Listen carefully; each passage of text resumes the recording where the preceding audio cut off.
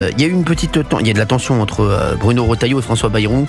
Gauthier, expliquez-nous, puis on aura les indiscrétions bien entendu d'Artigoul. Alors vous savez qu'il y a eu une réunion de recadrage du côté de Matignon suite à cette affaire de voile dans le sport, avec deux ministres qui n'étaient pas pour son interdiction dans les compétitions, que sont Elisabeth Borne et Marie Barsac, ministre de l'Éducation nationale, ministre des Sports.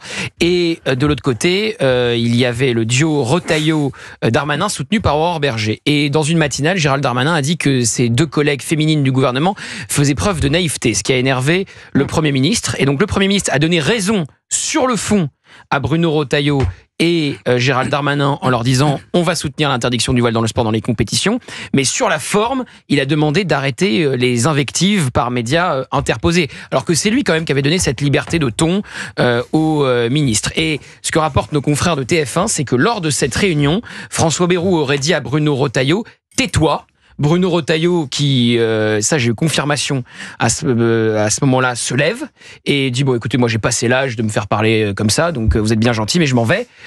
François Bayrou se lève à son tour et le rattrape, et Bruno Retailleau donc voilà se remet autour de la table. Mais donc il y a eu un moment assez vif entre les deux hommes. Moi ça me fait penser à la scène Hanouna Thomas Guénolé, sauf que vous n'avez pas cherché à rattraper Thomas Guénolé.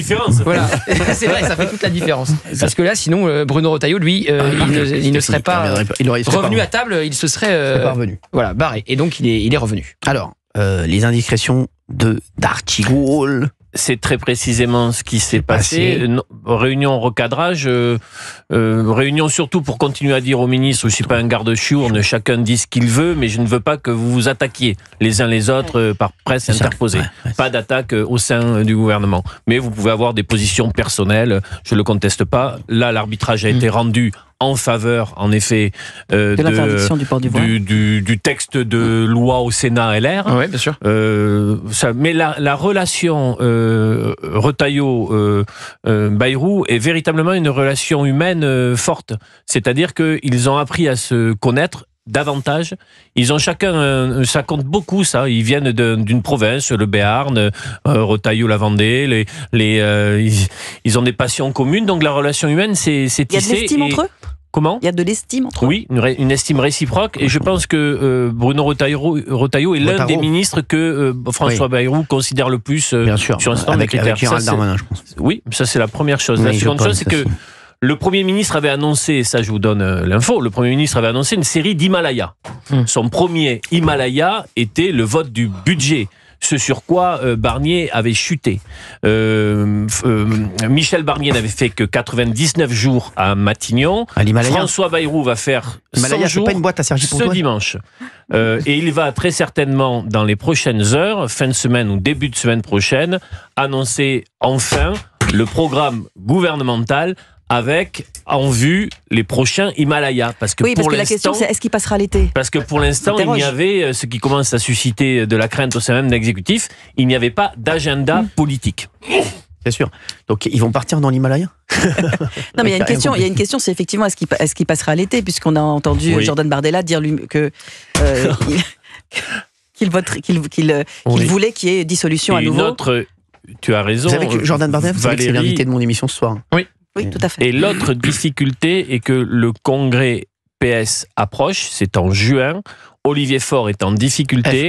Et Olivier Faure, pour se refaire la cerise, serait peut-être favorable à une censure d'ici le congrès socialiste. Bien sûr. Pour se refaire la cerise. Après, il est avec Groupama, lui. Merci, très bien. Très bien, donc on a compris. Franchement, donc c'est sur une ligne de crête. Oui. Ils partent en crête. Ils ne partent pas dans l'Himalaya. Je vous en vois bien sur des repas politiques. C'est bon, le mec qui comprend rien. Pourquoi vous avez dit qu'ils partaient en Himalaya, maintenant ils partent en crête ? Je comprends pas. Très bien. Donc, et vous en pensez quoi sur la durée de vie de François Bayrou à Matignon ? La crête. Non, moi je pense. Est-ce que vous pensez qu'il passera l'été ? Non. Cet été, je pense, dissolution. Je pense. Dissolution. Dissolution. Non. Emmanuel Macron peut changer de Premier ministre s'il est censuré, mais sans convoquer de nouvelles élections législatives. Je me demande s'il peut faire un Le Cornu 1. Vous savez pas ce que je vois ? Enfin, Le Cornu à Matignon qui conserve le portefeuille de la Défense comme ça, il peut aller vers un budget de guerre en 2026. On avait dit pareil à Attal qu'il allait cumuler éducation nationale et Matignon, et à chaque fois, ça ne se fait pas. Faut quand même quelqu'un. Si Bayrou chute, c'est le cornu 1 en gouvernement. Mais là, vas-y, je te donne la main. Non, mais j'aurais enfin raison. C'est ce que tu souhaitais, oui, voilà. C'est pas ce que je souhaitais, c'est ce que je pronostiquais. Et d'ailleurs, c'était vrai jusqu'à ce que François Bayrou se mette très en colère et force les portes de Matignon, n'est-ce pas, Olivier, tel un bélier. Ça me rappelle des bons souvenirs. Des discussions qu'on a eues. Mais là, François Bayrou, il a vécu une semaine en fait avec 2 menaces de démission. C'était la première fois.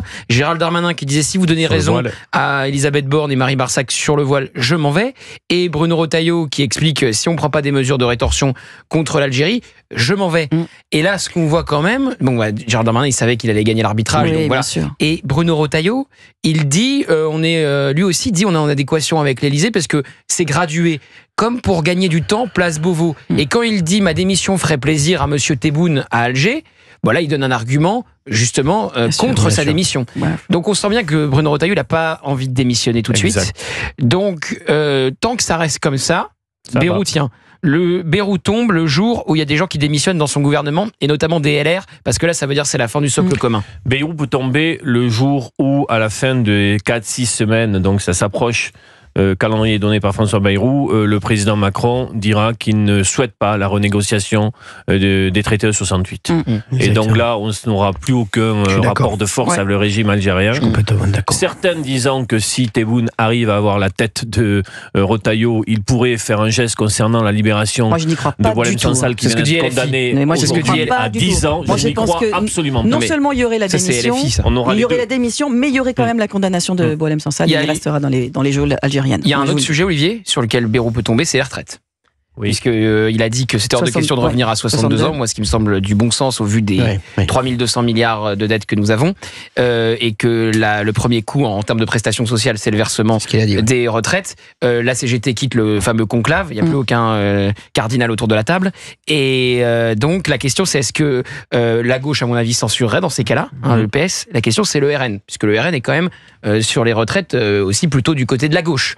Donc à voir, est-ce que Marine Le Pen assumerait de censurer François Bayrou sur les retraites, parce que après c'est compliqué de paraître crédible d'un point de vue des finances publiques. Ça fait beaucoup de questions. Ah, oh que oui, ça fait des questions. Alors justement, des questions on en a posées aux Français. Parmi les personnalités politiques préférées des Français, on retrouve 2 personnes qui se détachent. Alors sachez que, non mais ce qui est fou, c'est que Raphaël Glucksmann est 5e. Mais oui. Jordan Bardella 8e, Emmanuel Macron 10e, François Bayrou 9e, 6e Michel Barnier. Michel Barnier est toujours là. Ouais, toujours là. Raphaël Glucksmann 5e, c'est bizarre. C'est toujours le même baromètre là, chaque mois on se dit... Édouard Philippe est 4e. Marine Le Pen est 2e. 3e, Bruno Retailleau, il gagne encore. Il a pris un point. Il est 2e. Et numéro 1, Dominique de Villepin. Dominique de Villepin. Donc voilà.